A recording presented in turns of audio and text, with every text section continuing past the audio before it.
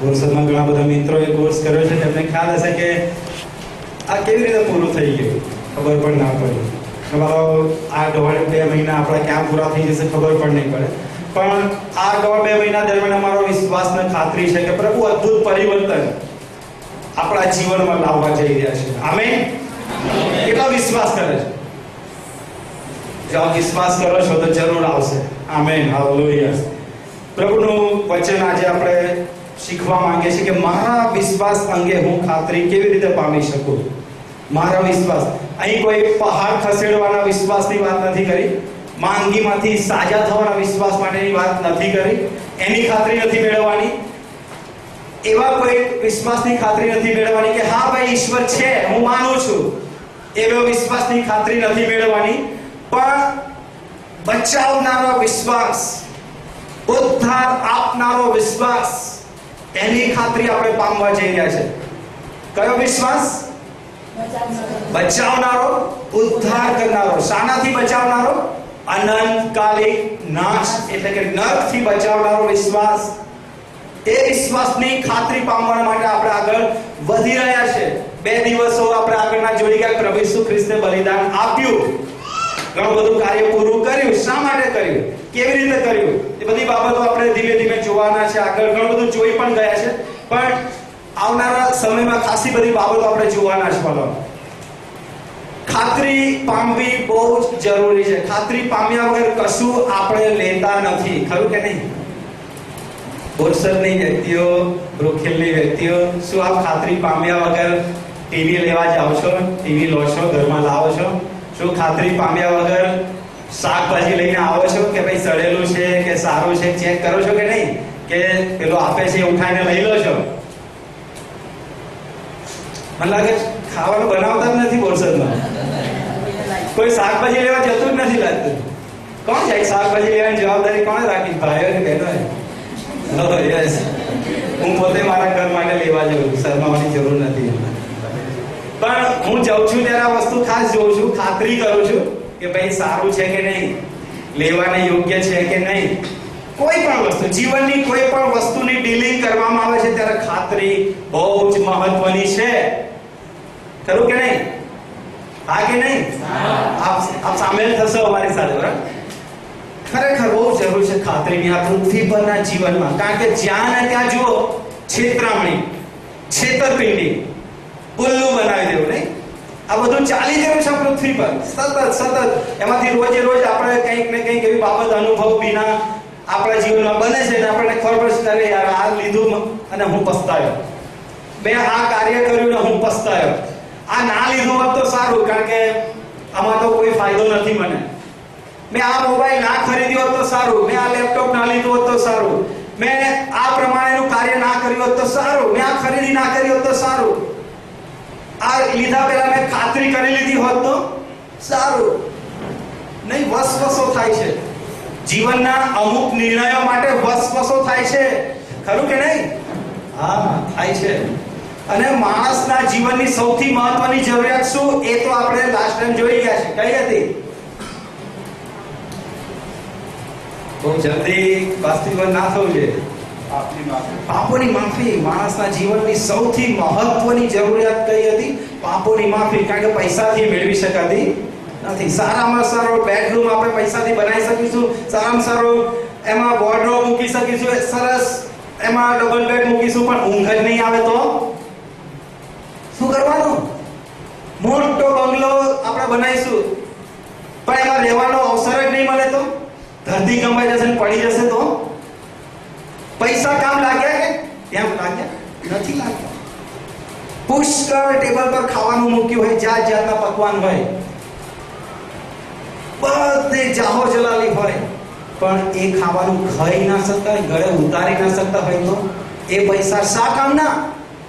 માણસના જીવનની માટે સૌથી મહત્વની જરૂરિયાત કઈ છે? એ પાપોની માફી. એ છેલ્લા સેશનમાં આપણે જોઈ ગયા. એના માટે પ્રભુ ઈસુ ખ્રિસ્તે આ પૃથ્વી પર આવવું પડ્યું. નહીં તો એમણે આવવાની શી જરૂર હતી? શા માટે આવ્યા? એમને તો બધું સારું ભયો હતું સ્વર્ગમાં. દૂતો આરાધના પણ કરતા હતા, એમને સ્તુતિ પણ કરતા હતા, એમની સ્તુતિ કરતા હતા, એમના ગુણગાન ગાતા હતા. બધું શબ્દ, બધું માન સન્માન એમને મળતું હતું. અને જબરદસ્તીથી બાંધી નતા દીધા દૂતોને, ચલો મારી આરાધના કરો જ કરો. ના, પ્રભુએ દૂતોને બનાયા અને દૂતોએ જોયું કે એ આરાધનાને સ્તુતિને યોગ્ય છે. ત્યારે લોકો બોલ્યા કે પવિત્ર પવિત્ર સૈન્યનો દેવી હો. આવો એમને મેં આરાધના નથી કરતા, એમને લાગે છે, થાય છે કે યોગ્ય છે કે જે અમારા આરાધનાના અર્પણો લઈ શકે, સ્તુતિના શબ્દો લઈ શકે, અને માટે એ દૂતો પ્રભુની આરાધના કરે. બોલો, એ ઈશ્વરે બધું છોડવાની શી જરૂર હતી અહીંયા પૃથ્વી પર આવવા? એની દુઃખ વેઠવા માટે? જોઈ છે કોઈ અહીંથી અમદાવાદ જાય, એમને કહેવામાં આવે કે ત્યાં આગળ તમને 10 બાય 10 ની ઓરડી આપવામાં આવશે અને એમાં જ રહેવાનું છે તમારે, અને બીજું કઈ વ્યવસ્થા નહીં મળે. કોણ અહીંથી સારું સુખ વાળું ઘર, મિત્રો છોડીને એવી જગ્યાએ રહેવાનું પસંદ કરે? રણ પ્રદેશમાં મોકલે કોણ પસંદ કરે? કરશે કોઈ પસંદ નહીં કરે. પોતાના વહાલાઓ સાથે રહેવાનું પસંદ કરશે. પોતાની વ્યવસ્થાઓ છોડવાનું કોઈને મન નહીં થાય. પણ એ પરમેશ્વર પ્રભુ ઈસુ ખ્રિસ્ત આવ્યો. શા માટે? કે તમે ને હું પાપોની માફી એના પર વિશ્વાસ કરવા દ્વારા, એ બલિદાનનો સ્વીકાર કરવા દ્વારા આપણે પામીએ, અને એ પામવા દ્વારા આપણે એની સાથે જઈએ. એના ધ્યાન, એના ધામમાં, એના ભવનમાં આપણે સર્વકાળ રહીએ. એના માટે એ પ્રભુ ઈસુ ખ્રિસ્તના પૃથ્વી પર આવવાની જરૂર પડી. જો એ મુસાફરીમાં ચાલવાનો, આગળ વધવાનો જે તમે ને હું નિર્ણય લેતા હોય, તો ખાતરી સૌથી પહેલી હોવી જરૂરી છે. ખાતરી કરી લેવી જરૂરી છે. હા, અમે બોલીએ છીએ કે કોઈ બીજું આવીને બોલે છે માટે સ્વીકારી ના લો. યસ, હું આપને કહેવા માંગુ છું, કોઈ માણસ બોલે છે માટે માની ના લો. આપ પોતે ખાતરી કરો આપણા જીવનમાં. એ બહુ જ જરૂરી છે કે હું કઈ બસમાં બેઠો છું.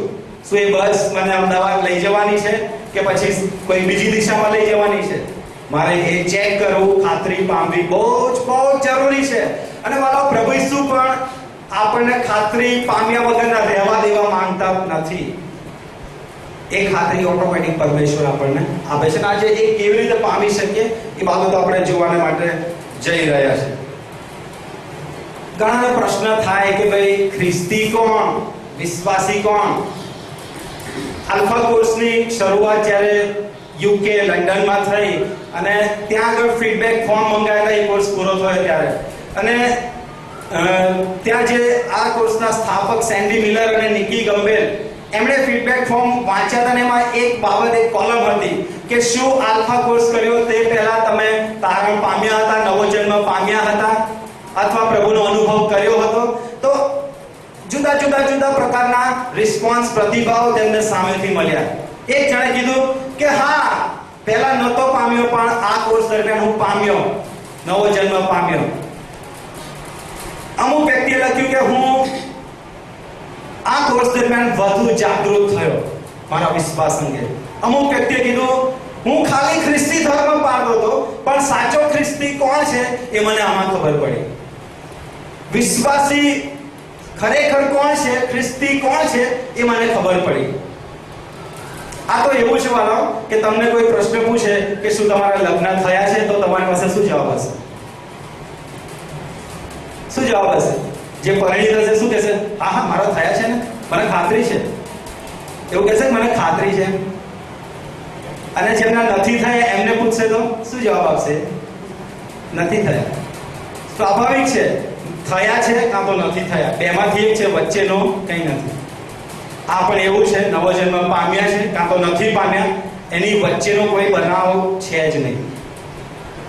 ખાતરી માટે જ પામી લેવી બહુ જ જરૂરી છે આ પૃથ્વી પરના જીવનમાં. એ ફીડબેક ફોર્મ આવી કે હું ખરે અર્થમાં ખ્રિસ્તી બન્યો, ખરા અર્થમાં વિશ્વાસી બન્યો. પ્રશ્ન એ થાય કે વિશ્વાસી કોણ અથવા તો ખ્રિસ્તી કોણ છે? શું નિયમિત ચર્ચમાં જતો હોય કોઈ વ્યક્તિ, સવારે 9 વાગે બેલ પડે પહેલા ચર્ચમાં હાજર હોય, શું એ? શું એમ કે હા દેવ છે, હું માનું છું, વિશ્વાસ કરું છું કે ભાઈ ઈશ્વર જેવું કોઈ છે ખરું, આ પૃથ્વી પર કોઈ છે ખરું ઈશ્વર? શું આવું માનનાર ખ્રિસ્તી કહેવાય કે વિશ્વાસી કહેવાય? બાઇબલ યાકૂબ 2:19 કહે છે ભૂતો પણ વિશ્વાસ કરે છે, અને આગળ લખ્યું છે કાંપે છે. માણસ નથી કાંપતા, એ એ વાત જુદી છે. પણ ભૂતો વિશ્વાસ કરે છે કે ઈસુ દેવનો દીકરો છે. ઈસુ દેવનો દીકરો છે. શું બાપ્તિસ્મા લઈ લીધું એટલે ખ્રિસ્તી થઈ ગયા? હે? બાપ્તિસ્મા લઈ લીધું એટલે ખ્રિસ્તી થઈ ગયા? કોઈ ચર્ચના કે કોઈ દેવળના કોઈ સભાસ્થાનના ચોપડામાં આપણું નામ એન્ટર થઈ ગયું એટલે ખ્રિસ્તી થઈ ગયા આપણે? બાઇબલ એને ના પાડે છે બાબા. બાઇબલ એને ખ્રિસ્તી નથી કહેતું. બાપ્તિસ્મા લેનાર ખ્રિસ્તી કે વિશ્વાસી નથી બની જતું. શું કોઈ સારી વ્યક્તિ કે ઓહો બહુ સારા કામો કરનાર, બધાની મદદ કરનાર, બહુ પ્રેમ પ્રદર્શિત કરનાર હોય, બહુ માયાળુ હોય, બહુ નમ્ર હોય, શું એવી વ્યક્તિ જેને લોકો સમાજમાં કે હા ખરેખર બહુ સારી વ્યક્તિ હોય, એ માણસ હું ઓળખું, આખી જિંદગી ખરેખર એ માણસે બીજા માટે સારા એવા કામ કર્યા, બહુ સારી વ્યક્તિ હતી. પણ વાલો નાસ્તિક પણ સારી વ્યક્તિ હોય છે, જે ઈશ્વરમાં માનતી જ ના હોય. જે ઈશ્વરમાં માનતી જ ના હોય. નાસ્તિક લોકો માને ને ઈશ્વર હું નહીં માનતો, એવું કશું છે જ નહીં. પણ વાલો જે માનતા નથી, બાઇબલ કહે છે મૂર્ખે પોતાના મનમાં ધાર્યું કે ઈશ્વર છે જ નહીં. કોણે ધાર્યું? મૂર્ખે. પ્રભુ એવા લોકોને મૂર્ખ ગણે છે કે જે એમ કહે છે કે ઈશ્વર જેવું કશું છે જ નહીં. અને બાઇબલ એમ પણ કહે છે કે જે કોઈ પોતાનું ઘર ખડક પર બાંધે છે તે ડાયો છે, અને જે રેતી પર બાંધે છે તે મૂર્ખો છે. જે માનતો જ નથી, વિશ્વાસ કરતો નથી કે ઈશ્વર છે, એ ખરેખર મૂર્ખ છે. બાઇબલ એમ કહે છે. નેક્સ્ટ સેશનમાં પ્રાર્થના મારે કેવી રીતે કરવી એના વિશે બિનેશભાઈ સેશન લેવાના છે. એમાં બહુ સરસ સ્લાઇડ શો છે, આપ જોજો. એમાં પૃથ્વી સિવાય પણ એટલા બધા એની આસપાસ ગ્રહો છે, સૂર્યની આસપાસ બધા એ પરિભ્રમણ કરે છે, અહીંથી ત્યાં અહીંથી ત્યાં. એ વિડીયો છે પણ અત્યારે સમયના ભાવે બતાવી નથી શકતા તમને. પણ આપણે એમ થશે કે પૃથ્વીનું તો કંઈ અસ્તિત્વ જ નથી. છેલ્લામાં છેલ્લો જે ગ્રહ શોધવામાં આવ્યો છે ને, એટલો મોટો છે, એટલો મોટો છે, એને ડિટેલ હું તમને કહેવા માંગુ છું.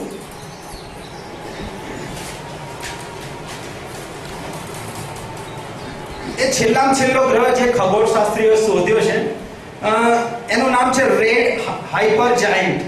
અને એનો વ્યાસ કેટલો છે ખબર છે? એક ચક્કર લગાવતા કેટલા કિલોમીટર થાય? 280 મિલિયન કિલોમીટર થાય આ ગ્રહને. સૌથી મોટામાં મોટો જો કોઈ ગ્રહ અત્યારે માણસના ધ્યાનમાં હોય, આનાથી તો અનેક ગણા મોટા છે પણ હજુ શોધી નથી શકાયા. પણ આ છેલ્લામાં છેલ્લો લેટેસ્ટ શોધાયેલો આ છે.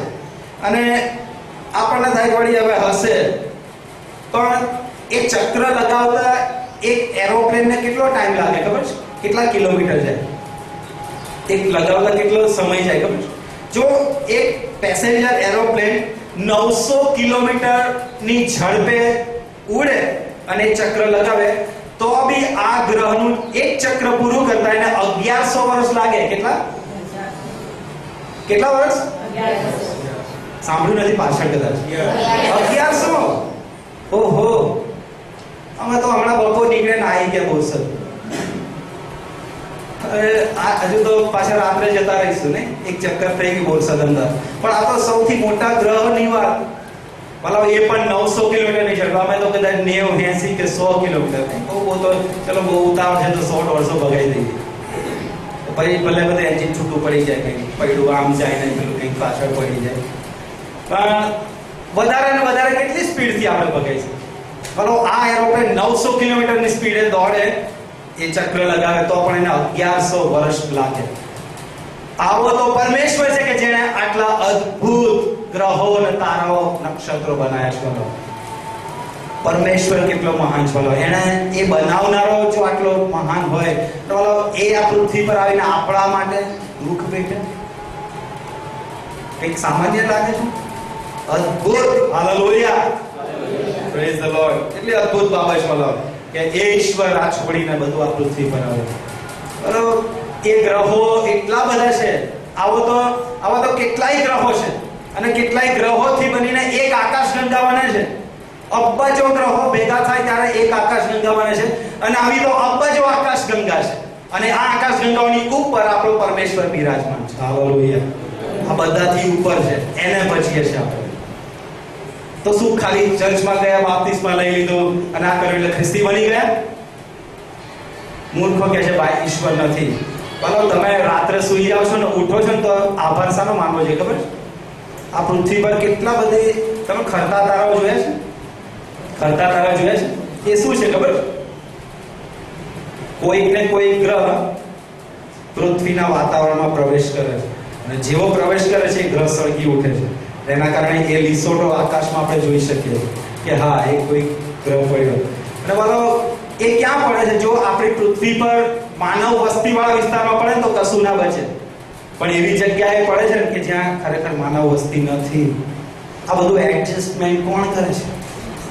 કોણ કરે છે? એની જાતે બધું ગોઠવાઈ જાય છે. બધું એની જાતે ગોઠવાઈ જાય છે. ના વાલાઓ, આભાર માનીએ કે રાત્રે સૂઈ ગયા, કોઈ ગ્રહ આવીને ધસીને આવ્યો ને આપણે પતી ગયા હોત ને તો સવારે એમને આપણે સાજા બોલા હેમ ઉઠ્યા છે. વાલાઓ, એ ઈશ્વરમાં જો ના માનતા હોય તો આટલું કાફી છે મને લાગે છે. હજુ વધારે સાબિતી જોઈતી હોય તો અમે આપી શકીએ છીએ. બધી બહુ સાબિતીઓ છે કે ઈશ્વર છે, પણ એના માટે ઘણો સમય જોઈએ. તો પછી વિશ્વાસી કોણ છે? ખ્રિસ્તી કોણ છે ખરેખર? ખરેખર તો વિશ્વાસી એ છે કે જેનો સંબંધ ઈશ્વરની સાથે સ્થપાયેલો હોય. કોની સાથે સ્થપાયેલો હોય? ઈશ્વરની સાથે. ગ્રેહામભાઈ મને કોઈ જગ્યાએ લઈ જઈને મને કે અમારા મિત્ર અમિતભાઈ, ક્યારે કહી શકશે કે જ્યારે એમનો અને મારો સંબંધ સ્થપાયેલો હશે, અમે એકબીજાને ઓળખતા હશું, અમે એકબીજાની ફ્રેન્ડશિપ સ્વીકારી હશે, ત્યારે કહેશે કે આ મારો મિત્ર. બાકી તો કે હા હા એટલે અમે કોઈ ઓળખું આવે છે જાય છે આવું છે. પણ આપણે ઓળખાણ ત્યારે આપી શકીએ જ્યારે સંબંધ સ્થપાયેલો હોય. એ ઈશ્વરની સાથે સંબંધ સ્થપાયા બાદ તમને ને મને ખ્રિસ્તી કહેવાનો ખરેખર તો અધિકાર હોવો જોઈએ. પણ આપણે બધું ચાલ્યા જાય છે પૃથ્વી પર, ચોપડા પર નામ ચડી જાય છે અને બસ વૃદ્ધિ થઈ જાય છે, ચાલશે. ક્રિશ્ચિયાનિટી એટલે કોઈ રિલિજનની વાત નથી, પણ ખરેખર રિલેશનશિપની વાત આવે છે. ઘણા સમય પહેલા જોની લીવર અમદાવાદમાં આવ્યા હતા અને આ શબ્દ બોલેલા છે. Christianity is not a religion, but it is a relationship with God. It is about relationship. આ સંબંધની વાત છે. શું આપનો સંબંધ સ્થપાયો છે? હું આપને પ્રશ્ન પૂછું, શું આપનો સંબંધ સ્થપાયો છે? પહેલી વાત તો પણ એ ઈશ્વર તમને ને મને શું સંબંધ સ્થાપવાની એને શું જરૂર છે? એને શું જરૂર છે? અમિતાભ બચ્ચને કીધું આ બોરસદમાં કે મારે તમારી જોડે મિત્રતા કરવી છે, પ્લીઝ મારી મિત્રતા સ્વીકારો ને. શું શાહરુખ ખાને કીધું? મિત્રો ઘણા બધા ફિલ્મો જોતા હશો નહીં? શું કોઈ હિરોઈન આવીને કીધું કે ભાઈ મારે તમારી ફ્રેન્ડશિપ કરવી છે? કીધું ભાઈ? તમે એના ઘરમાં જઈને કહેશો કે હું તમારો છોકરો અમિતાભ, અરે આ ગાંડો છે, ક્યાંથી આ મૂર્ખાને બહાર કાઢો અહીંથી, લાતો મારીને બહાર કાઢી દેશે. ચાલો, પ્રભુને ધન્યવાદ, તમને મને એની સાથે સંબંધ સ્થાપવાનો મોકો એના બલિદાન દ્વારા મળ્યો છે. હાલેલુયા. જો એ ના મર્યા હોત ને તો આ સંબંધ ના સ્થપાતો હોત, પણ એ સંબંધ સ્થપાવવાનો રસ્તો પ્રભુ ઈશ્વરે ખુલ્લો કર્યો છે. હાલેલુયા. કેટલું સરસ લાગે છે ને? પતંગિયાને પકડવાનું મન થઈ જાય. પણ હું બહુ દોડતો હતો પતંગિયાની પાછળ, પણ હાથમાં નતા આવતા. હાથમાં આવે ને એટલે છોડું જ નહીં, એ પતી જાય. પણ આના દ્વારા પાઉલ પણ કંઈક કહેવા માંગે છે. બીજો કોરિન્થી 5:17 શું કહે છે? જેઓ સાથે વાંચીએ આપણે.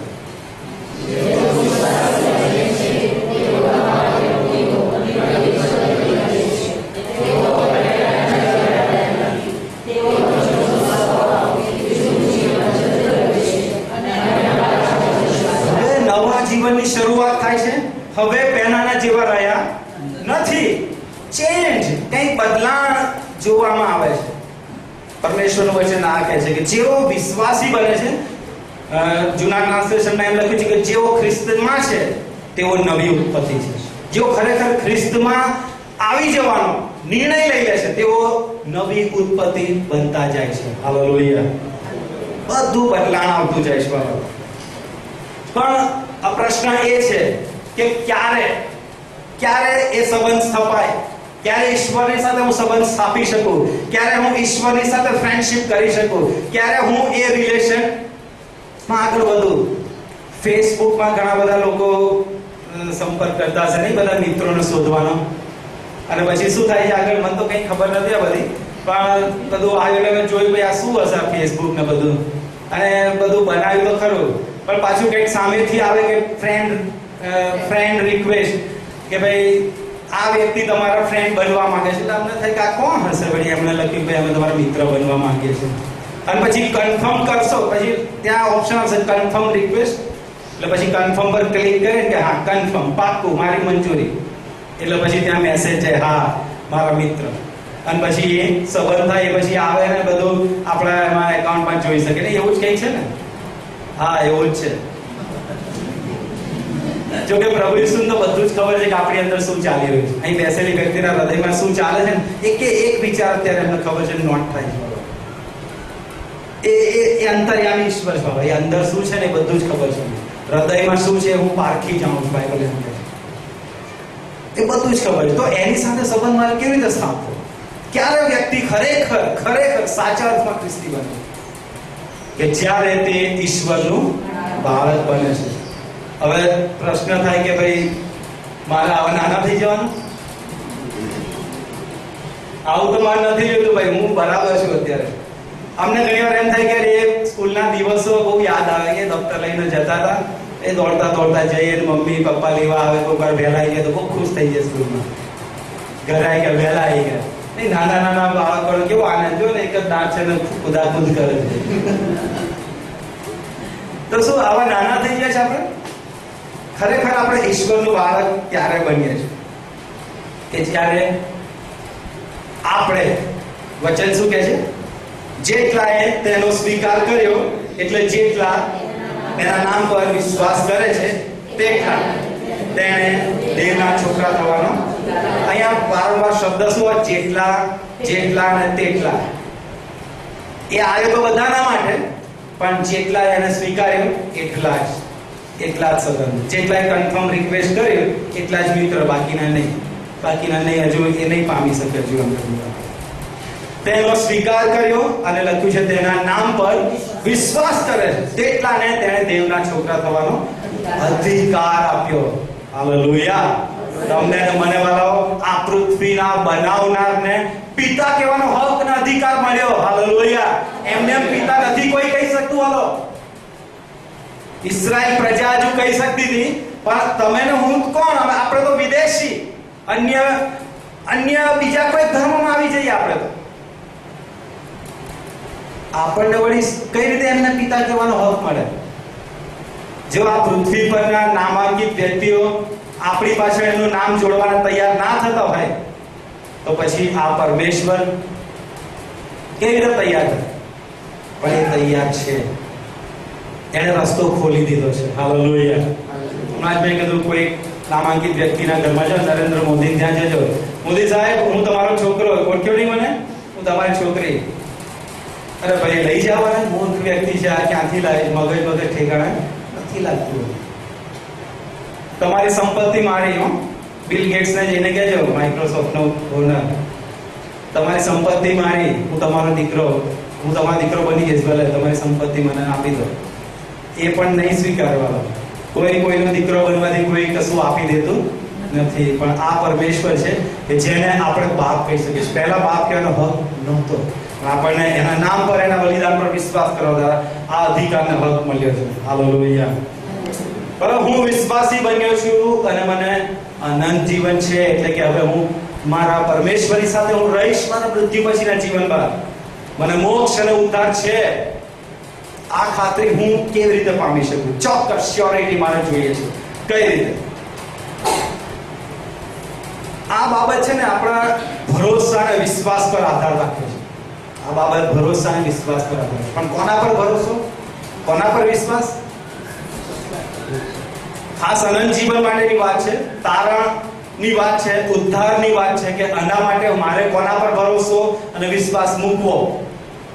ઘણા લોકો સાજાપણા માટે કોઈક સેવક પર ભરોસો વિશ્વાસ મૂકશે, કોઈક તંગી માટે પ્રાર્થના કરવા માટે કોઈક બીજાના માટે ઉપર ભરોસો અને વિશ્વાસ મૂકશે. એમ અલગ અલગ બધું ચેન્જ થતું જાય છે પૃથ્વી પર, કે ભાઈ કેટેગરી છે. પણ બધું ક્યાં છે? ટોટલી પરમેશ્વરમાં છે. પ્રભુ ઈસુ ખ્રિસ્તે વાળો જે કર્યું છે એના દ્વારા જ આપણે એ સંબંધમાં સ્થપાઈ શકીએ છીએ. 1 યોહાન 5:13 શું કહે છે? સાથે વાંચી આપો. તમને અનંત જીવન છે એ તમે જાણો, માટે તમારા પર એટલે ઈશ્વર પુત્રના નામ પર વિશ્વાસ રાખનારા ઉપર મેં આ વાતો લખી છે. કોના ઉપર? તમારા ઉપર. એટલે જે લોકોએ ઈશ્વર પુત્ર એટલે પ્રભુ ઈસુ ખ્રિસ્ત ઉપર વિશ્વાસ મૂક્યો છે. હા, હું વિશ્વાસ કરું છું એમ વિશ્વાસ કરવાથી કઈ દેવના દીકરા નથી બની જવાતું. કયા વિશ્વાસની વાત કરી? હા, હું માનું છું પ્રાર્થના સાંભળે છે, હું વિશ્વાસ કરું છું, પણ એ વિશ્વાસ નહીં. અહીંયા કયો વિશ્વાસ છે? તારણ ફક્ત પ્રભુ ઈસુ ખ્રિસ્ત દ્વારા જ છે. પાપોની માફી ફક્ત અને ફક્ત એકમાત્ર પ્રભુ ઈસુ ખ્રિસ્ત દ્વારા જ છે. એકમાત્ર માર્ગ દેવ પાસે પહોંચવાનો પ્રભુ ઈસુ ખ્રિસ્ત એક જ છે, બીજું કોઈ નથી. આ વિશ્વાસ, જ્યારે હું વિશ્વાસ કરું છું કે ઈસુ ખ્રિસ્ત દેવનો દીકરો છે, તે મારા પાપો માટે આ પૃથ્વી પર આવ્યો, વધસ્તંભ પર ચડાયો, દુઃખ વેઠ્યું, મરણ પામ્યો, દટાયો અને ત્રીજા દિવસે ઉત્થાન પામ્યો. જ્યારે હું આ વિશ્વાસ કરું છું કે આ બલિદાનનો હું સ્વીકાર કરું છું, ત્યારે ખરેખર હું ઈશ્વરનું બાળક બનું છું. એમ માની લેવાથી ને હા ઈશ્વર છે ભાઈ હું માનું છું, એ નહીં. ત્યારે હું ખરેખર સ્વીકારું છું કે મારા પાપો માટે, મારા પાપોની શિક્ષા અને સજા મને થવાની છે, પણ એમાંથી ઉગારનાર માર્ગ તરીકે પ્રભુ ઈસુ ખ્રિસ્ત છે, અને એ માર્ગનો હું સ્વીકાર કરું છું, એ માર્ગને હું અપનાવી લઉં છું. જ્યારે આ વાત પર હું પૂરો ભરોસો અને વિશ્વાસ મૂકું છું, ત્યારે ખરેખર હું ઈશ્વરનું બાળક બનું છું અને મારો સંબંધ એની સાથે સ્થપાય છે. હાલેલુયા. બીજો કોઈ વિશ્વાસ નહીં કરો. આ વિશ્વાસ તો પહેલો વિશ્વાસ, પ્રાથમિક વિશ્વાસ, પ્રાઇમરી ફેથ આ આવે છે. બાકી બધા વિશ્વાસની વાત પછી આવે છે. બાકી બધું ઓટોમેટિક થવા લાગે છે. પણ શરૂઆત આ છે વાળો કે પ્રભુ ઈસુ ખ્રિસ્તને જીવન સોંપ્યું, એટલે કે અનંત જીવન પામવું, એટલે કે પાપોની માફી પામવી, ઉદ્ધાર તારણનો અનુભવ કરવો, નવો જન્મ પામવો. આ બાબત ફક્ત પ્રભુ ઈસુ ખ્રિસ્તના બલિદાનના સ્વીકાર દ્વારા જ શક્ય છે.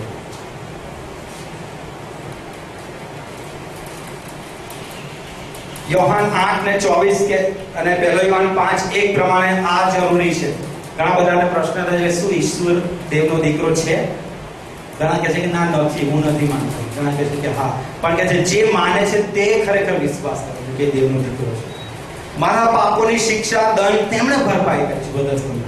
જ્યારે હું આ વિશ્વાસ કરું છું, 1 Peter 2:24, યશાયા 53:5 એમ કહે છે કે આપણા અપરાધો તેણે માથે લીધા. ક્યાં લીધા? માથે. પોતાના ઉપર વધસ્તંભ પર લઈ લીધા પાપો વાળા. મારા નવા જીવન માટે ત્રીજા દિવસે તે પુનરુત્થાન પામે કે હું નવું બદલાયેલું નવું એક અદ્ભુત જીવન પામું. મૃત્યુ બાદ પણ હું ઈસુ જેમ ઉઠ્યો તેમ હું પણ ઉઠું. આ વિશ્વાસ આપણને તારણ આપે છે, ઉદ્ધાર આપે છે. ખાલી માની લેવાથી નહીં કે હા હું ઈસુને માનું છું. એમ તો ભૂતો પણ માની લે છે, પણ એમનામાં તારણ નથી. એમને બહુ મોટી તક આપવામાં આવેલી, પણ એ લોકો એ તકને ચૂકી ગયા. માટે 33% દૂતોના હિસ્સાને નાખી દેવામાં આવ્યા. માટે પ્રભુ એમને પતિત દૂતો કહે છે અને બાકી રહી ગયેલા એને પવિત્ર દૂતો કહે છે. કારણ કે એ પવિત્ર દૂતોએ પસંદ કર્યું ત્યાં આગળ પ્રભુની આરાધના કરવાનું, અને પતિત દૂતોએ પસંદ ના કર્યું, પોતે ઈશ્વર થઈ જવાનું પસંદ કર્યું. માટે એમને નાખી દેવામાં આવ્યા અને ત્યાં ખરેખર શૈતાનની ઉત્પત્તિ ત્યાં આગળ થઈ. એ એક પ્રભુની આરાધના કરનારો એક દૂત હતો, પણ આ હકીકત છે કે એને નાખી દેવામાં આવ્યો. પ્રશ્ન થાય કે મેં તો ઈસુને જોયા નથી, મેં તો પરમેશ્વરને જોયા નથી, તેના પર હું વિશ્વાસ કેવી રીતે કરું?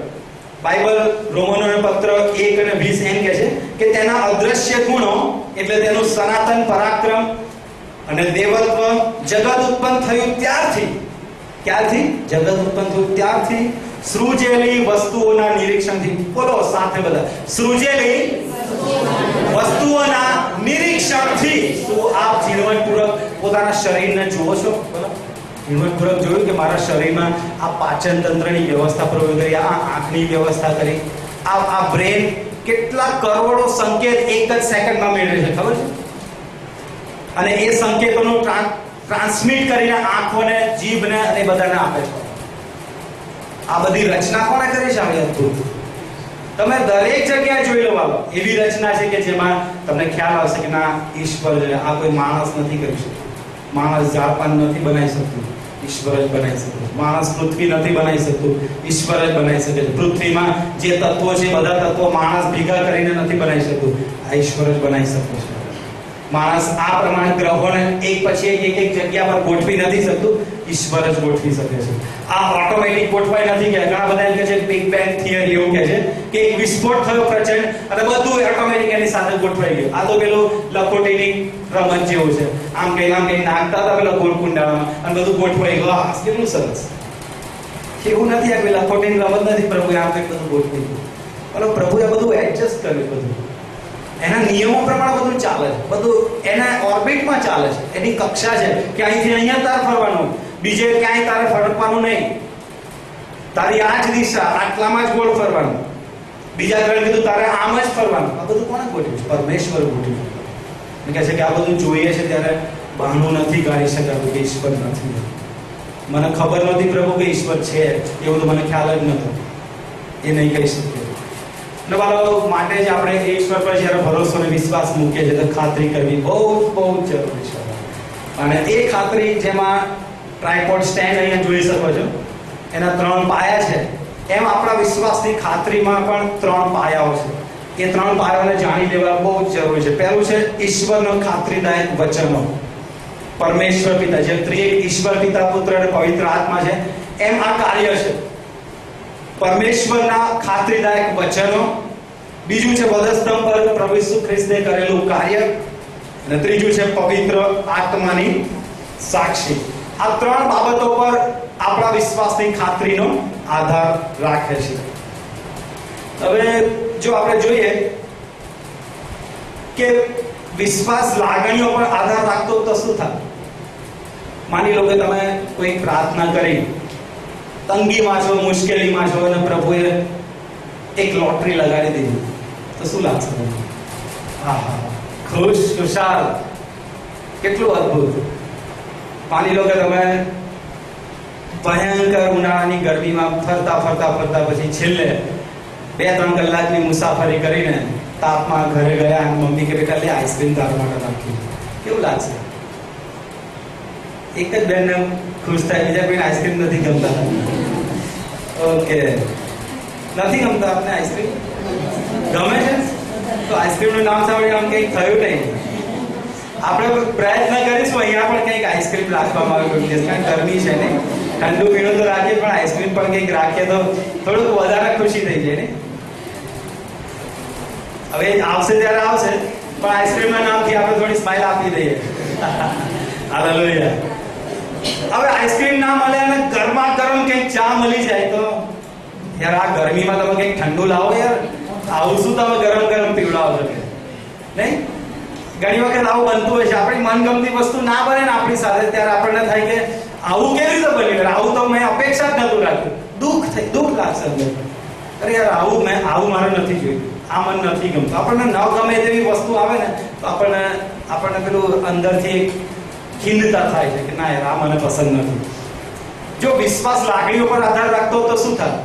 આપણને સારી લાગણી થાય ત્યારે વિશ્વાસ એકદમ ઉપર, આમ ટોપ પર હોય. અરે પ્રભુએ બહુ કામ કર્યું, જબરદસ્ત, ધન્યવાદ, praise the lord, hallelujah, hallelujah, praise the lord. અને જેવું કોઈક મરી ગયું, અરે પ્રભુ તું કેવો છે?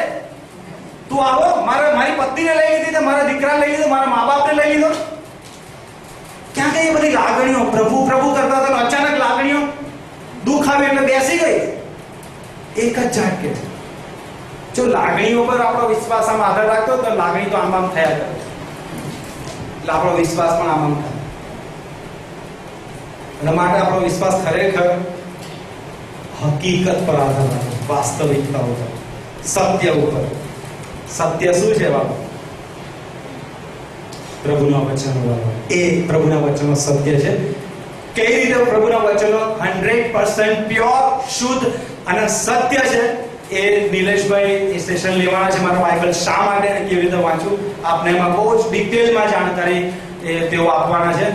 4થું સેશન આવશે, 5મું સેશન આવશે, આપ ચૂકશો નહીં. એમાં બાઇબલ વિશે, કેમ બાઇબલ સત્ય છે, કેમ સાચું છે, એ પુરવાર એ બાબત દ્વારા આપણે જોઈ શકીશું. પણ ખરેખર એ બાઇબલ સત્ય છે અને એ 100% ટ્રુથ, એકદમ ટ્રુ છે એને કોઈ વાંક પણ કાઢી શકાય એમ નથી. એ બાબત આપણે જોવાના છે. માટે આપણો વિશ્વાસ નો ડબ્બો લાગણીના એન્જિન સાથે નહીં પણ હકીકતના એન્જિન સાથે જોડે તો જ આ ગાડી આગળ વધવાની, ને તો નહીં વધી શકવાની, ઊભી પણ રહી જશે. પણ હકીકત સાથે એટલે કે સત્ય સાથે જોડાઈ જશે તો જ આગળ વધી શકે. એ વચન વિશે પરમેશ્વર શું કહે છે? 1 પિત્તર 1:23 વાંચો કે વિનાશી બીજથી નહીં પણ અવિનાશીથી દેવના જીવન તથા સદાકાળ રહેનાર વચન વડે. દેવના જીવંત અને સદાકાળ, ઇટર્નલ શબ્દ વાપર્યો છે. બોલો, સદાકાળ કે જેનો અંત ના હોય ત્યારે જ ઇટર્નલ શબ્દ વાપરવામાં આવે છે, જેનો કોઈ અંત ના હોય. અને કહે છે સદાકાળ રહેનાર વચન છે. આ જે પ્રભુનું વચન છે ને, બાઇબલ જે આપ વાંચો છો, એ પ્રભુના વચનો સ્વર્ગમાં સ્ટોર કરેલા છે. બાઇબલ ગીતશાસ્ત્ર 119:89 માં કહે છે, હે યહોવા તારું વચન આકાશ એટલે કે સ્વર્ગમાં સદા ઇટર્નલ સ્થિર છે. પરમેશ્વરે એ વચનો દ્વારા આ પૃથ્વી પર પ્રેરણા આપી માણસોને પકડ્યા, એક માણસોને ઊભા કર્યા અને લખાવ્યા પવિત્ર આત્મા એ વચનો. ત્યારે આ બુક આપણા હાથમાં બાઇબલ આવી છે. પ્રભુએ લખાવ્યું છે. આકાશ એટલે કે સ્વર્ગમાં સદા સ્થિર છે, એને હલાવી શકાતું નથી. કારણ કે માર્ક 13:31 શું કહે છે? આકાશ ને પૃથ્વી જતા રહેશે. હા, એ સમય છે કે આ પૃથ્વી નહીં રહે, આ શરીર નહીં રહે. આ શરીર મૃત્યુ પામશે ને પછી 5 રૂપિયા કિલો કોઈ નહીં લેવા. બાકી અત્યારે બહુ ભાવ પૂછશે તમારો. પણ મર્યા પછી એમ જ કહે છે ક્યારે મોકલો છો, ક્યારે આવવાનું દફન ક્રિયામાં. કોઈ કહે છે કે મને હું જોઈએ એટલા પૈસા આપો પણ આ ડેડ બોડી નહીં જવા દે. આખરે તો મોકલવું જ પડે છે. બરાબર, આ વચન કદી પૂરું નથી થઈ જવાનું, કદી ખતમ નથી થઈ જવાનું. આ વચન સદા રહેવાનું છે. હાલેલુયા. અને માટે એના પર ભરોસો મૂકી શકે છે. જે આજે કહે કે હું તમારી સાથે અને કાલે ફરી જાય, એના પર ભરોસો મૂકશો? કેટલા મૂકશે? આમાંથી કોઈ નહીં મૂકે. જે ફરી જનાર પ્રકૃતિના છે ને એના પર કોઈ ભરોસો વિશ્વાસ નહીં મૂકે. પણ પરમેશ્વર માટે બાઇબલ કહે છે તે જૂઠું બોલી શકતો નથી. બોલતો નથી એમ નહીં, પણ એ બોલી શકતો નથી. એ બોલે જ નહીં, ઈશ્વર છે. મનુષ્ય પુત્ર નથી કે તે જૂઠું બોલે. હાલેલુયા. એના શબ્દો છે આ બાઇબલમાં, એના વચનો છે. માટે એ ફરી જઈ શકતા નથી. માટે આ વચનો આપણી પહેલી ખાતરી છે કે તમે ને હું તારણ પામ્યા છે. ક્યારે? એ ક્યાં સાબિત થાય છે આપણે જોવા માંગીએ છીએ. ઈસુના જે ખાતરીદાયક વચનો છે. અહીંયા આગળ હોલમન હન્ટ નામના એક વ્યક્તિ હતો, પેઇન્ટર, અને એને આ ચિત્ર દોર્યું છે.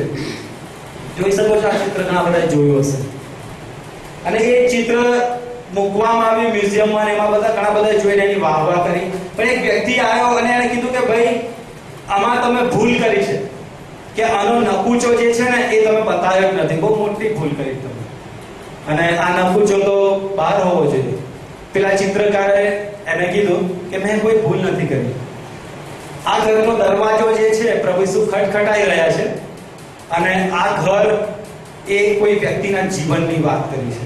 અને આ દરવાજો એ કોઈ વ્યક્તિના જીવનનો દરવાજો છે, હૃદયનો દરવાજો છે, જેની સાંકળ બહાર નહીં પણ અંદર હોય છે.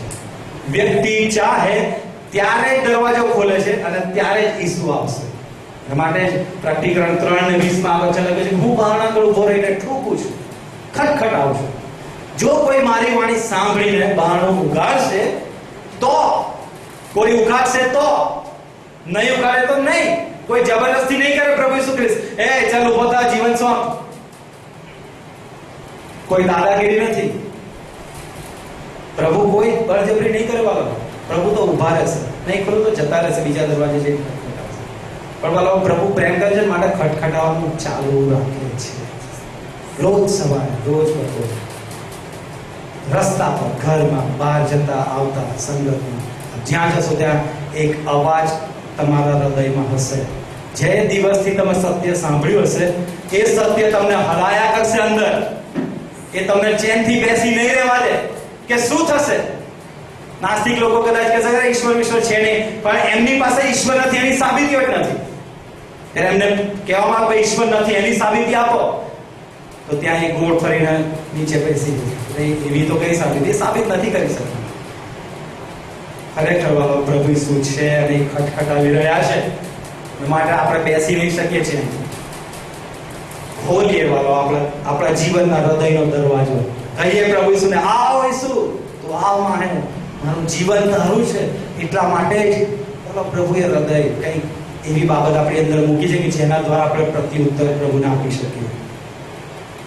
આ પહેલી ખાતરી છે જે વ્યક્તિઓ તારણ પામ્યા છે, જેઓ નવો જન્મ પામ્યા છે, એમના માટે પહેલી ખાતરી છે. અથવા તો જો પામવાના છો તો તમે 100% પામશો.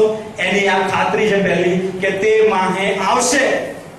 ત્યાં પ્રભુ એમ નથી લખ્યું કે કદાચ 90% આઈશ, કાં તો 99.9% આઈશ, 1% કદાચ હું ના આવું, એવું નથી. 100% લખ્યું છે કે હું માહે આવીશ, અંદર આવીશ. આવો પ્રભુ ઈસુ આવશે, આપ વિશ્વાસ કરો, કારણ કે લખવામાં આવ્યું. આ પરમેશ્વરનું વચન છે કે જે સ્વર્ગમાં સદા સ્થિર છે, ઇટર્નલ છે, જેને હલાવી નથી શકાતું. પૃથ્વીનું બધું મટી જશે, આકાશ મટી જશે, એ વચન મટી જવાનું નથી. આ વચન નહીં મટી જાય વાલો. એને કીધું છે માહે આવીશ, એટલે આવીશ. આ ખાતરી આપ પામી લો વાલો. આ છે પહેલી ખાતરી. બીજા વચનોમાં જે ખાતરી આપી છે, યોહાન 15:14-15 લખ્યું, તમે મારા મિત્ર છો. જ્યારે આપણા ઇન્વાઇટ કરે છે ત્યારે ત્યાં શું કે હું આવીશ અને તેની સાથે જમીશ. એ સમયમાં જમવું, સાથે જમવું એટલે મિત્રતા પ્રદર્શિત કરવાની એક બાબત હતી. આજે પણ જ્યારે સાથે જમવામાં આવે ત્યારે કોઈ ગાઢ સંબંધની વાત આવે છે, ત્યારે સાથે જમવાની વાત આવે. અને પ્રભુ ઈસુ માટે જ અહીંયા આગળ મિત્ર આપણને ગણે છે. હવેથી હું તમને દાસ કહેતો નથી, પણ મેં તમને મિત્ર કહેતો. શૈતાન તમને દાસ બનાવીને રાખવા તો માંગે જ છે, એના દાસ તો છીએ. જો ઈસુને અપનાયા નથી તો શૈતાનના દાસત્વ હેઠળ છે દરેક વ્યક્તિ. પૃથ્વી પર જન્મ લેનાર દરેક વ્યક્તિ શૈતાનના દાસત્વ હેઠળ રહે છે. બાઇબલ કહે છે આખું જગત દુષ્ટના સત્તામાં રહે છે, એના દાસત્વ હેઠળ હોય છે વ્યક્તિ. યોહાન 8:34 શું કહે છે? ઈસુએ તેનો ઉત્તર આપ્યો, હું તમને ખચી કહું, જે કોઈ પાપ કરે છે ને પણ કર્યા કરે છે. એવું શું થાય છે કે કર્યા જ કરે છે એકની એક ભૂલ? એવું શું થાય છે કે વારંવાર એ જ ભૂલ કરવા માટેની એને ઈચ્છા થાય છે? દારૂ પીનારને દારૂ પી કરવાની ઈચ્છા થાય, ગુટખા ખાનારને ગુટખા ખાતા વગર ચેન ના પડે, નહીં વ્યસન કરીને ચેન ના પડે. અને જે શૈતાને બધી આદતો ભરી દીધી છે આપણી અંદર, એ અમલમાં લાગે ચેન ના પડે. કારણ કે આપણે પાપના દાસત્વ હેઠળ, શૈતાનના દાસત્વ હેઠળ. શૈતાન કે બોલ ઉભો થઈને અપશબ્દ બોલી રાખે એટલે આપણે બોલી જઈએ ફટાફટ, કારણ કે દાસત્વ હેઠળ ચાલે. શૈતાનની સત્તા, પાપની સત્તા હેઠળ હોય છે દરેક વ્યક્તિ જન્મથી. જ્યાં સુધી પ્રભુ ઈસુ ખ્રિસ્તનો સ્વીકાર નથી કરતો ત્યાં સુધી એની સત્તા હેઠળ રહે છે. રોમી 6:17-18 કહે છે, પણ દેવને ધન્ય હો કે તમે પાપના દાસ હતા, પહેલા હતા, ભૂતકાળ આવી ગયું છે. પણ કહે છે કે પણ જે બોધ તમને કરવામાં આવ્યો તે તમે અંતઃકરણથી સ્વીકાર્યો. જ્યારે વ્યક્તિ આ બોધને, આ સુવાર્તાને સ્વીકારે છે ત્યારે શું બને છે? ન્યાયપણાના દાસ થાય છે. એટલે કે પરમેશ્વરની ઈચ્છાને યોજના પૂરી કરવા માટે પરમેશ્વરના આદેશો પૂરા કરનારો દાસ બને છે, નહીં કે શૈતાનના આદેશો પૂરા કરનારો. શૈતાન કહે છે લાફો મારે ને છોડીશ નહીં, જ્યારે પ્રભુ કહે છે એને માફ કર. જ્યારે ગ્રેહામ સ્ટેઇન અને એના બે બાળકોને કટ્ટરપંથીઓએ ઓરિસ્સામાં સળગાવી દીધા, જીવતા જીપમાં, અને એનો જે આરોપી હતો દારાસિંહ, એનો કેસ ચાલ્યો, ત્યારે આ જે ગ્રેહામ સ્ટેઇનના પત્ની હતા, એના પતિ છૂટવાનું દુઃખ નહીં હોય, વિખૂટા પણ એના બે બાળકોથી વિખૂટા પડવાનું દુઃખ નહીં હોય. પણ એની અંદર કંઈક નવી, કંઈક અલગ બાબત હતી. દુનિયાના લોકો કરે છે એવું કંઈક નતું થયું એની અંદર, કારણ કે એની અંદર પ્રભુ ઈસુ ખ્રિસ્ત હતા. અને માટે ક્લેરિસ સ્ટેઇન આ શબ્દો બોલી કે હું એને માફ કરું છું. જેણે મારા પતિને સળગાવી દીધો જીવતો ને જીવતો, જેણે મારા કુમળા બાળકો પર દયા ના કરી, હું એને માફ કરું છું. આઈ ફોરગીવ ધેમ, હું એમને માફ કરું છું. જ્યારે શૈતાનના દાસત્વ હેઠળ હોય વ્યક્તિ ત્યારે શું થાય છે? છોડતો નહીં, કેસ આ હાઈકોર્ટમાં લઈ જા, હાઈકોર્ટમાં ના મળે તો ઉપર સુપ્રીમ કોર્ટમાં જાઓ, પણ લડો. આ શૈતાનની દોરવણી છે. એ છોડશો નહીં. લાફો માર્યો છે તો બીજો પણ ધરી દો. લાફોમાં ખાધો છે તો લાત મારો, પાડી દો એને, નહીં? આ શૈતાનના દાસત્વ હેઠળ જ્યારે વ્યક્તિ ત્યારે આ પ્રેરણા એને મળે છે, અંદરથી ખુન્નસ એક એવી ભાવના એની અંદર જાગે છે. આ હકીકત છે, મારી અંદર પણ આ જ મારા જૂના જીવનમાં હતું.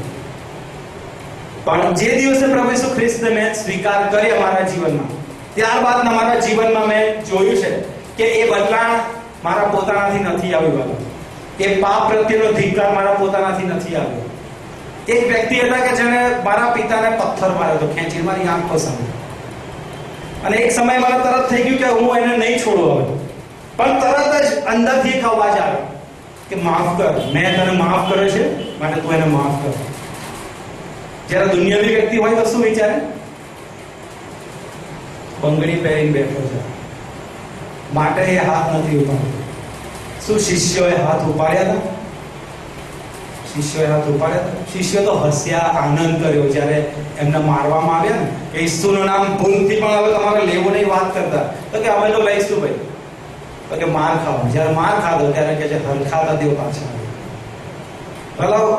માફી આપવાનો આનંદ તમે લઈ જુઓ, ખરેખર કોઈને માફ કરી જુઓ, જે આનંદ મળશે ને એવો આનંદ ક્યાંય નહીં હોય, જે શાંતિ મળશે ને એવી શાંતિ ક્યાંય નહીં હોય.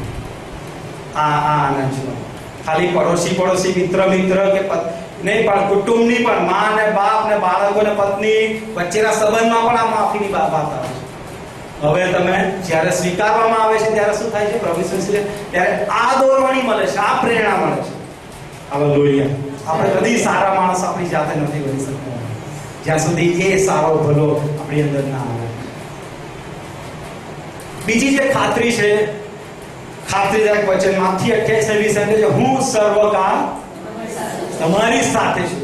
બોલો, ઈસુ સર્વકાળ તમારી સાથે છે. આમેન. યસ, એ સાથે છે વાલો. એને કીધું કે હું માહે આવીશ તો માહે છે, માટે સાથે પણ છે. હું તમારી સાથે રહીશ. તમે નોકરી જતા હો, તમારા મિત્ર સાથે તમે બંને નીકળ્યા હોય, એક જ ઓફિસમાં કામ કરતા હોય, પણ તમારી કેબિનની બહાર એ હોય તો તમે એને જોઈ શકશો નહીં.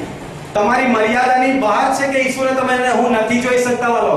એ આપણી મર્યાદા આવી જાય છે, પણ એ છે, એને નકારી નથી શકતા, એને જોઈ નથી શકતા, માટે આપણે એમ નથી કહી શકતા કે એ નથી, પણ એ છે. હાલેલુયા. એને વચન આપ્યું છે, એ ફરી જવાનો નથી, નેવર. એ કોઈ પણ રીતે પાછો ફરતો નથી. આ બીજી ખાતરી છે, હંમેશા હાજર રહેશે જ વાલો. તમારે એની મદદની જરૂર છે, કોઈ માણસની નહીં. બીજી જે ખાતરી છે, યોહાન 10:28 પ્રભુનું વચન આ પ્રમાણે ખાતરી આપે છે, કદી નહીં મટી જનારું વચન. આ ખાતરી આપણને ત્રીજી આપે છે, હું તેઓને અનંત જીવન એટલે કે મોક્ષ ઉદ્ધાર આપું છું. આમેન. હાલેલુયા. કોઈ નહીં છીનવી લે. જેઓ તારણ પામે છે, જેઓ સિમ્પલ કહે છે પ્રભુ ઈસુ, હું મારા જીવન માટે પસ્તાવું છું અને તારા પર વિશ્વાસ કરું છું, તને મારા પ્રભુના સ્વામી તરીકે સ્વીકારું છું, તારા બલિદાનને હું અપનાવી લઉં છું. હાલો, જ્યારે વ્યક્તિ હૃદયથી આ પ્રાર્થના કરીને એનું જીવન સોંપે છે, બાઇબલ કહે છે કોઈ હવે છીનવી નહીં લે. હાલેલુયા. કોઈ નહીં, કોઈની તાકાત નથી કે આ હાથમાંથી તો લઈ તો જુએ. કોઈની તાકાત છે, લઈ તો જુએ. નહીં છીનવી લે મારા હાથમાંથી, તેઓને કોઈ નહીં છીનવી લે. હેબ્રીઓને પત્ર 9:27 આ વચન છે. આપ વાંચશો, દરેક વ્યક્તિ વાંચશો.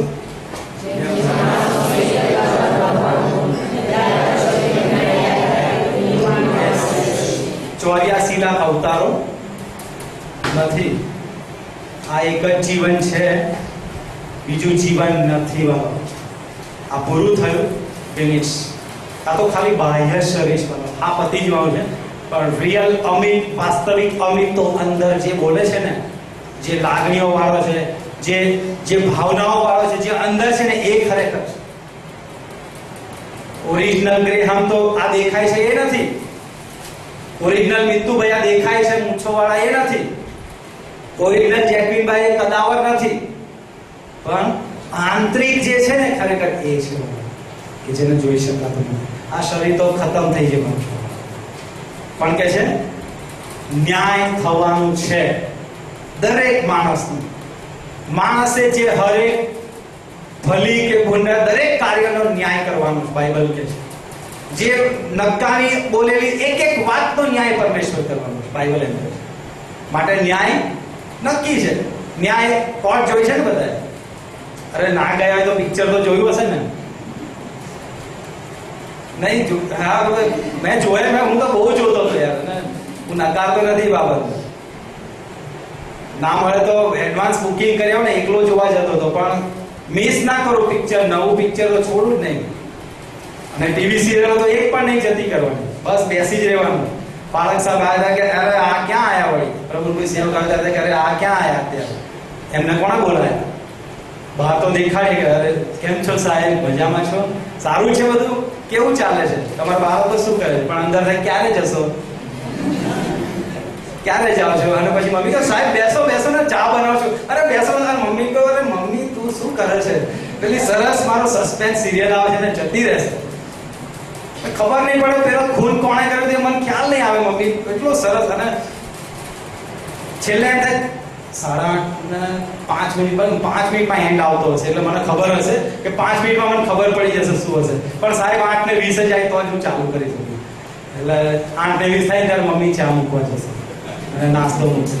એટલે અંદર તો એક અગ્નિની જ્વાળાઓ પ્રગટ થશે. અરે ક્યારે જશે આ લોકોને મારી મનગમતી ફિલ્મ, મારી મનગમતી સિરિયલ રહી જશે જોવાનું. એનો એન્ડ શું આવે છે જોવાનો રહી જશે. એક વાતનો ન્યાય થનારો છે. એક બાબતનો ન્યાય થનારો છે. એક જ વાર મરવાનું, ત્યાર પછી તેનો ન્યાય થાય. જો 2 જીવન હોત ને તો પેટ ભરીના જીવન ભૂલો થાત અને બાકીના જીવનમાં એના સુધાર. પણ એવું નથી, એક જ વાર મરવાનું છે. 2 જીવન નથી, એક જ વાર મરવાનું છે. બરાબર. આ ખાતરી છે. જેઓ તારણ પામે, નવો જન્મ પામે, પ્રભુ ઈસુ ખ્રિસ્તના બલિદાનનો સ્વીકાર કરે છે, તેઓને અનંત જીવન છે. તેઓ દેવના બાળકો બની જાય છે. અને કહે છે તેઓને કોઈ છીનવી લેશે નહીં, કોઈ ત્યાં પ્રવેશ કરતા રોકશે નહીં. Hallelujah, amen. આ ખાતરી પામી લો.